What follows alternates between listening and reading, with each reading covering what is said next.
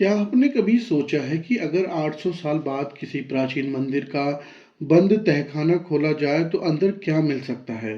सोचिए, समुद्र की लहरों की गूंज के बीच खड़ा एक ऐसा मंदिर जिसे देखकर आज भी लोगों का सिर अपने आप श्रद्धा से झुक जाता है। यही है सोमनाथ मंदिर।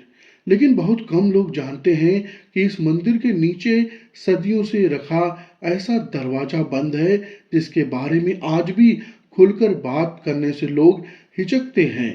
कहा जाता है उस दरवाजे के पीछे कुछ ऐसा छिपा है जिसे देखकर इंसान की आवाज तक गुम हो जाती है। डर, सन्नाटा और इतिहास सब एक साथ। करीब 800 से 1000 साल पहले सोमनाथ मंदिर पर बार बार हमले हुए। सबसे पहला बड़ा हमला किया था मोहम्मद गजनवी ने।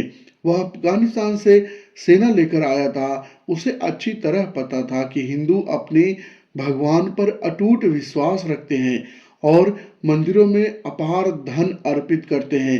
कहा जाता है कि जब गजनवी भारत आया तो उसके पास कुछ खास नहीं था। सत्ता और धन की लालसा में उसने सनातन धर्म के मंदिरों को निशाना बनाना शुरू कर दिया। उस समय पूरे भारतवर्ष में सोमनाथ मंदिर सबसे भव्य और प्रतिष्ठित ज्योतिर्लिंग था। गजनवी ने मंदिर पर हमला किया, खजाना लूटा, शिवलिंग को खंडित किया और मंदिर को तोड़ डाला। पहला हमला था लेकिन आखिरी नहीं। मंदिर टूट गया, फिर बना, फिर तोड़ा गया। ऐसा कहा जाता है कि 4 से 5 बार सोमनाथ मंदिर को नष्ट किया गया। हर बार हिंदू राजाओं ने उसे फिर से खड़ा किया। तोड़ने वालों से ज्यादा जिद बनाने वालों में थी। जब जब मंदिर को तोड़ा गया तब तब उसकी आत्मा को और इतिहास को बचाने के लिए पुजारियों ने असाधारण बलिदान दिए। कई बार शिवलिंग को बचाने के लिए पुजारी गहरे कुएं में कूद गए। कुछ ने मंदिर की सच्चाई और प्रमाणों को सुरक्षित रखने के लिए अपनी जान तक दे दी। मरने से पहले कुछ पुजारियों ने एक बेहद अहम फैसला लिया।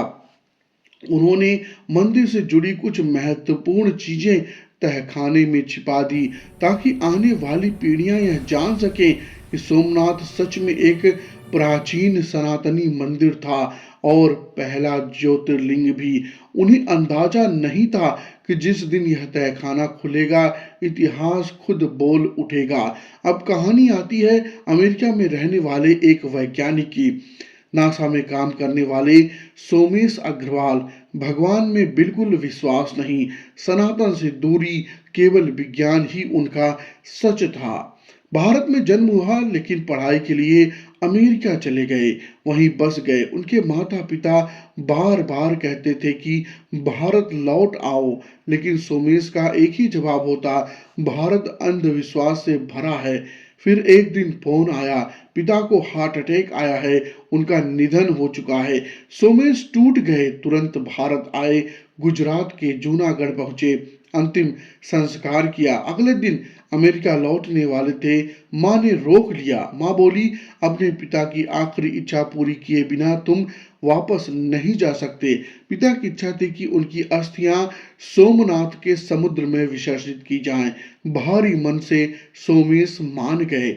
सोमनाथ पहुंचे, क्रियाक्रम हुआ, अस्थियां समुद्र में प्रवाहित की गईं और रिश्तेदारों ने कहा मंदिर के दर्शन कर लो। सोमेश ने साफ मना कर दिया, मैं नास्तिक हूँ।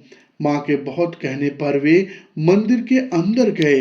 वहीं माँ ने उन्हें बताया कि इस मंदिर के नीचे एक दबा हुआ तहखाना है जिसे कभी खोला नहीं गया। कहा जाता है कि उसमें ऐसे प्रमाण हैं जो दुनिया को हिला सकते हैं। सोमेश को अब यह सब अंधविश्वास लगा। उन्होंने ठान लिया, अगर यह झूठ है तो मैं इसे साबित करूंगा। उन्होंने पुजारियों से बात की। पहले तो पुजारी डर गए, कहा हमारे पूर्वजों ने इसे कभी खोलने की हिम्मत नहीं की। लेकिन सोमेश ने वैज्ञानिक होने का हवाला दिया। आखिरकार अनुमति मिल गई। तहखाने तक पहुंचे। मलबा एक विशाल पत्थर, मानो किसी ने जानबूझकर रास्ता रोका हो। पत्थर हटाया गया, दरवाजा जाम था, खुल ही नहीं रहा था। तभी एक पुजारी ने मंत्र पढ़ना शुरू कर दिया। कुछ ही देर में दरवाजा खुल गया और जो अंदर दिखा वह तहखाना नहीं था, वह इतिहास था। टूटे खंभे, प्राचीन नक्काशी, जल निकासी की व्यवस्था। यह साफ था कि यहाँ कभी एक विशाल मंदिर खड़ा था और यह सिर्फ एक बार नहीं टूटा था, अलग अलग समय के अवशेष मौजूद थे। 1000 साल पुराने भी अवशेष मौजूद थे, 800 साल पुराने भी अवशेष मौजूद थे, 500 साल पुराने भी अवशेष मौजूद थे। इतिहास खुद गवाही दे रहा था। उसी दौरान एक कोबरा सांप निकला और सोमेश को डस गया। हालत बिगड़ गई, अस्पताल ले जाया गया।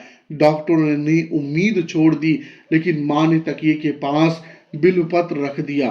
असंभव संभव हो गया, जहर उतर गया, सोमेश बच गए और बदल गए। आज वे मानते हैं विज्ञान सब कुछ नहीं है। सोमनाथ मंदिर आज भी खड़ा है, अटूट अमर। आप अब बताइए इस पूरी घटना पर आपके क्या विचार हैं? और ऐसी ही रहस्यमय घटनाओं के लिए चैनल को सब्सक्राइब करना ना भूलें। बहुत बहुत धन्यवाद।